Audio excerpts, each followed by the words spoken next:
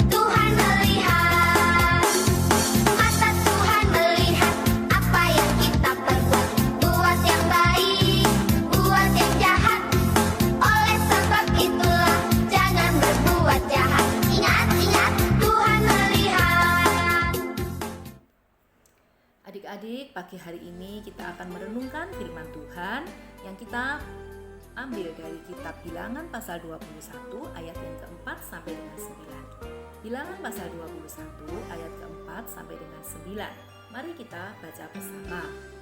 Ular tembaga. Setelah mereka berangkat dari Gunung Hor, berjalanlah ke arah Laut Teberau untuk mengelilingi tanah Edom. Maka bangsa itu tidak dapat lagi menahan hati di tengah jalan. Lalu mereka berkata-kata melawan Allah dan Musa, "Mengapa kamu memimpin kami keluar dari Mesir, supaya kami mati di padang gurun ini? Sebab di sini tidak ada roti dan tidak ada air, dan akan makanan hambar ini kami telah muak." Lalu Tuhan menyuruh ular-ular tedung ke antara bangsa itu, yang memakut mereka sehingga banyak dari orang Israel yang mati. Kemudian datanglah bangsa itu mendapatkan Musa dan berkata, "Kami telah berdoa, sebab kami berkata-kata melawan Tuhan dan engkau. Berdoalah kepada Tuhan supaya dijauhkannya ular-ular ini dari kami." Lalu Musa berdoa untuk bangsa itu. Maka berfirmanlah Tuhan kepada Musa, "Buatlah ular tedung dan taruhlah itu pada sebuah tiang. Maka setiap orang yang terpakut, jika ia melihatnya akan tetap hidup." Lalu Musa melihat ular tembaga dan menaruhnya pada sebuah tiang. Maka jika seseorang dipakut ular dan ia memandang kepada ular tembaga itu, tetaplah ia hidup. Demikian pembacaan firman Tuhan. Adik-adik, pagi ini kita renungkan bersama yuk pembacaan firman Tuhan. Pada perikop ini diceritakan bahwa bangsa Israel itu sudah mulai kesal dan bosan karena merasa Allah dan Musa itu sengaja membiarkan mereka melewati tanah yang kering dan tandus, karena sudah tidak ada air dan roti yang bisa dimakan. Mereka bosan dengan roti mana yang selama ini disediakan Allah bagi bangsa Israel selama ada di padang gurun. Di dalam kondisi seperti ini, mereka itu tidak meminta kekuatan dari Tuhan. tetapi malah bangsa Israel bersungut-sungut dan mengeluh. Bangsa Israel lupa bahwa sesungguhnya Tuhan itulah yang menyertai mereka keluar dari Mesir. Bukankah ini menunjukkan bahwa kasih Allah itu sangat besar terhadap bangsa Israel ya adik-adik? Tetapi kita lihat di sini, di dalam kondisi yang sulit ini, membuat bangsa Israel itu lupa akan kebaikan-kebaikan Tuhan. Nah, karena sikap inilah, maka membuat Tuhan itu marah. Lalu Tuhan mengirimkan ular-ular kedung yang menyerang bangsa Israel, dan banyak di antara mereka yang meninggal. Kemudian mereka sadar bahwa tindakan mereka itu membuat hati Tuhan sedih. Lalu bangsa Israel itu meminta kepada Musa untuk memohonkan pengampunan kepada Tuhan, dan akhirnya Tuhan mengampunkannya. Tuhan meminta Musa untuk membuat patung ular kedung dari tembaga, dan bangsa Israel diminta untuk percaya bahwa Tuhan akan menyelamatkan mereka hanya dengan melihat patung tersebut. Bukan kehebatan patung itu yang menyembuhkan mereka, tetapi semua itu karena kemurahan Tuhan dan iman bangsa Israel yang mau berbalik kepada Tuhan dan mau percaya kepada kuasa Tuhan. Nah, adik-adik, melalui perenungan ini kita diingatkan ya, di dalam masa-masa sulit yang boleh kita hadapi bersama saat ini, yaitu di masa pandemi. Terkadang kita itu juga bertindak seperti bangsa Israel tanpa kita sadari. Kita sudah merasa bosan dengan situasi yang kita hadapi, di mana saat-saat ini kita sudah tidak bisa leluasa seperti dahulu lagi.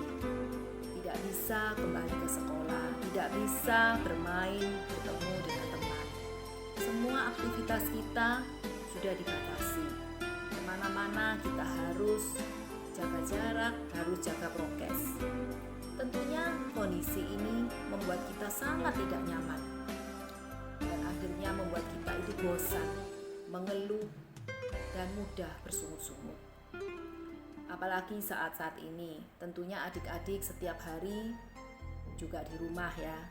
Jadi artinya tinggal di rumah saja. Nah, tidak jarang adik-adik juga disuruh orang tua untuk membantu pekerjaan rumah.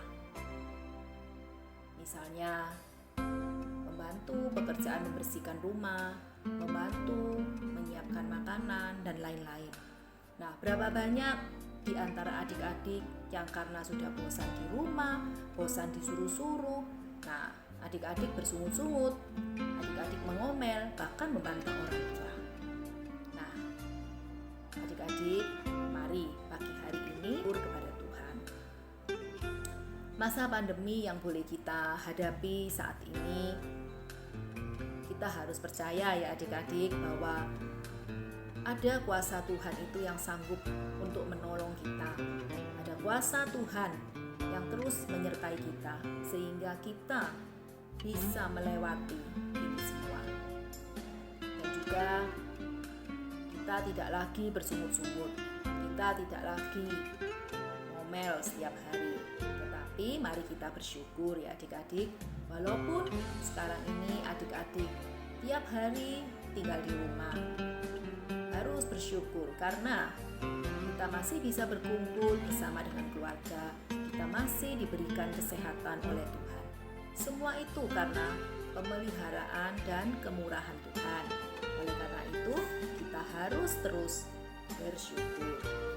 Nah, adik-adik, sebelum kakak mengakhiri renungan pagi hari ini, mari kita baca bersama ya ayat hafalan kita pagi ini dari Yohanes pasal yang ketiga ayat 14 sampai 15. Yohanes pasal 3 ayat 14 sampai 15. Demikian firman Tuhan. Sama seperti Musa meninggikan ular di padang gurun, demikian juga Anak Manusia harus ditinggikan, supaya setiap orang yang percaya kepadanya beroleh hidup yang kekal. Mari adik-adik sekali lagi, ayat hafalan ini mengingatkan kita semua bahwa jangan pernah kita berpaling dari Tuhan ya, supaya hukuman Tuhan itu tidak menimpa hidup kita. Tetap terus percaya kepada Tuhan Yesus karena ada janji keselamatan hidup yang kekal bagi setiap orang yang percaya kepada Tuhan Yesus. Amin. Teman-teman, yuk dengarkan cerita Howard the Rabbit. Howard adalah murid yang selalu bermasalah di sekolah karena Howard tidak pernah mau mendengarkan gurunya. Pada saat guru Howard mengajar, bukannya Howard mendengarkan, Howard malah meloncat ke sana kemari.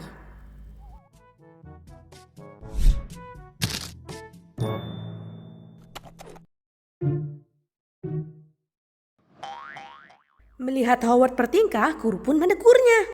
Howard, tolong duduk yang baik dan dengarkan pelajaran ini. Howard tetap meloncat-loncat dan tidak mau mendengarkan gurunya. Guru pun kembali memperingatkan Howard. Howard, hati-hati melompat, kamu terlalu dekat dengan kipas angin. Karena Howard tidak mau mendengarkan, ya telinganya tersangkut di kipas angin. Walau sudah tersangkut di kipas, Howard tetap tidak mau mendengarkan gurunya. Pada saat jam makan siang, teman-teman Howard mencoba memperingatkan Howard.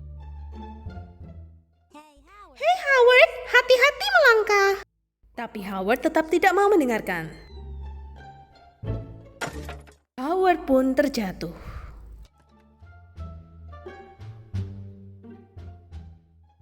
Setelah makan siang, teman Howard mencoba memperingatkannya tentang sesuatu yang penting. Howard, dengarkan aku. Howard tidak mau mendengarkan dan tetap terus bermain.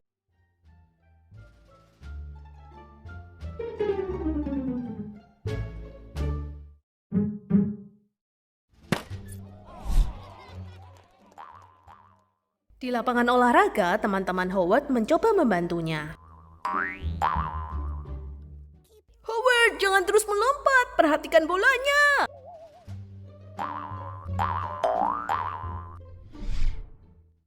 Tetapi Howard tidak mau mendengarkan. Ia terus melompat, dan kepalanya terbentur dengan bola. Karena tidak mau mendengarkan, mata Howard menjadi lebam. Di kelas melukis, ibu guru memperingatkan semua murid-murid.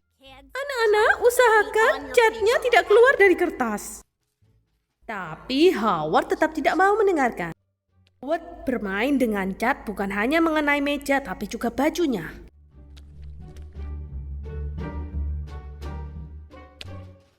Bahkan teman Howard pun terkena imbasnya. Cat Howard mengotori dinding-dinding kelas hingga lantai semua terkena, termasuk gurunya. Ibu guru pun menghentikan Howard dan meminta Howard keluar dari kelas. Howard pun sangat sedih karena ia sendirian dan ia merasa ia dalam masalah. Howard pun akhirnya berpikir, apa saja yang sudah dilakukannya hari ini?